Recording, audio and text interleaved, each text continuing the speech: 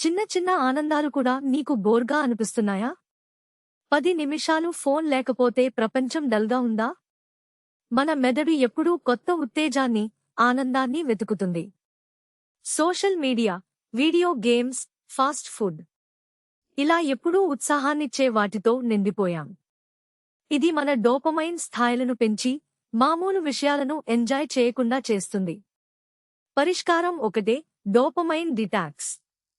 ఒక రోజు లేదా ఒక వారం పాటు ఫోన్కి, ఇంటర్నెట్కి, వీడియో గేమ్స్కి దూరంగా ఉండండి. పాత స్నేహితులతో మాట్లాడండి, ప్రకృతిలో నడవండి, ఒక మంచి పుస్తకం చదవండి లేదా కొత్త హాబీని నేర్చుకోండి.